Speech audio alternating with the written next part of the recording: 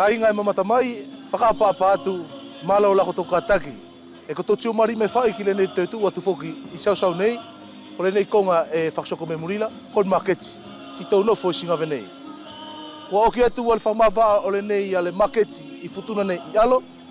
whaianga le nei kusiki me singa venei, ti e whainga mari e ke tau masau ki ai, mo le plesta o le sese ima o tātou I futuna nei, a le nei e tu atu mo au, o e sau la tai uvea. E sau whamalo atu, malo whai lo mauri mo lau kātaki whai mo lau whai. Polo, malo whai mo ori mo kātaki whakiro ni asu. E sau ko le nei I al maketira, sa ele futuna nei, tikau tio ki tako ke man mari, si ki te au, korona winga, e sa ele mari ele nei whakakaula. Kai kau whakaamu mua e sau, pes mawhai ke tuku mai mua, na whewhea ki ale kakulon manatu, ki le nei kongal. Malo apo. Ako tio whakau mai mari, tiro ia ko ne ala ko te kai. Ko whaamu le nei no fum tatau le Apollo, ko tō mauri where ia mauri e tātou whakaekonomikala. E ia potu tōtō alo e tō mauri la, ko ni e kolo ari e tātou ki tau kere. Whakakau nei,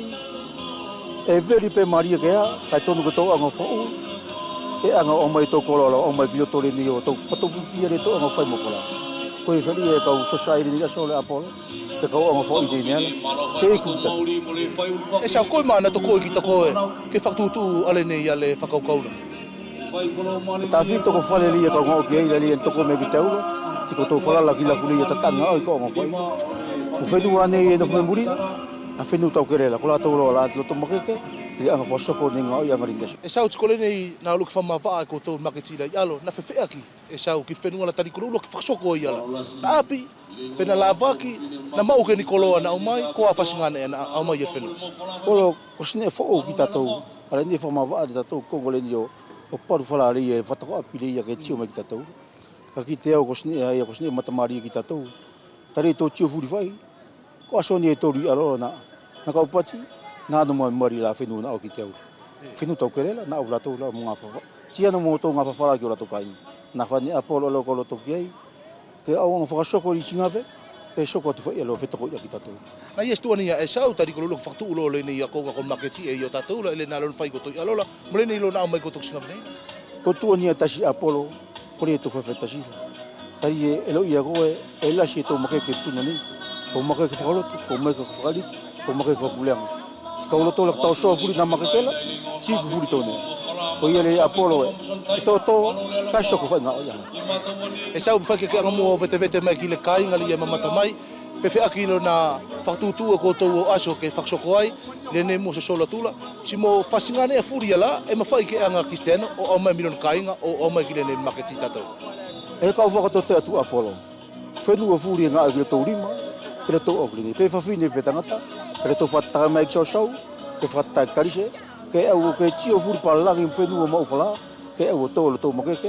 mone alan ka wala to yes furi ti fe aki to tongi na ala to nela e yes tongi e aula to e faktutu ko to ke ala to mulmul ki ai pe fakalong fa aki la to e to tongi ku ang mato faktutu Apollo ko to tongi na fifi di furi da to mato furi ne no fo makatila ko to tongi ai ya sna ke fatusa na faisala stasi ki to tongi sna faisala los Cristiano au ki makati ka fatai lo Cristiano ana fa kai folo ki lalo ko na manong kaya ka to fasoko na nela nela so o whawhalafu lena e sau e whanoa ia mo le na whawhine mo le na tangata e au whakatau ana ngana eala pe i e se singa potu mo le na whawhalai maua iala e te tuku mai ki se singa ne po kotou la olo e no whatau mo taolongo ka ena tau whalala ki la tau ko ne whetasi ko vitoko e kau whiwhi e ringa tukuma e sau e whiaki lolo na soko atu i le nei lo na oki e tu le nei la sola e whakatau whai loa i alo msingave pe whanu whene ki whai e whai ki alo te whai mea singa vene tiko na whai aso e toru e whaktutuka e whai e malo Apollo ko soko atu la bere fela ko pote tu mo le falo fa ki tu ngai fo si falo fa ki ke tana ala u le fatu tu ri soko atu ko maketi nei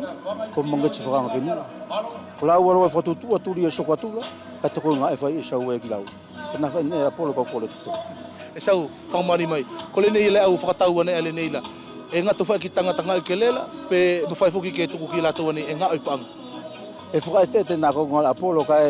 i le pote tu ni la sola fenu tau ke le furi pe kautasi pe patate pe tu societe ka kilinde ka matali ni fa yo nga yangala ke a furi la tau voti to ko ti o kilo o ti fatu tu matou ke sna fu ke pu foki ala to ni au fatau na au ro fenu me fafo ala nga o ila foki mo ilo la to na veni apole ko ono to ko te fale ku lo vai na sanga vai ke ku ku ya to Tikola la framu e sau ki le sokot.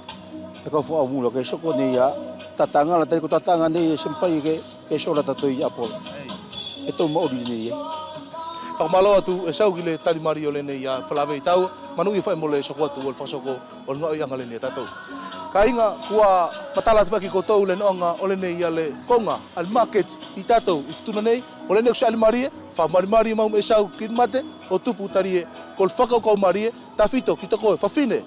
Tangata, taukele, lo whaivala, e ko le fuari o ngā i angala, o le nei lolo ngā neria, ke aonga ki e lo kakawai ala. E whakamalo atu ki la kotou mamatamai, whela kia ki le tokoi mai e tamole vai mai tuku, alo whatu, koe tō te whawhlawe mai, i whasakao.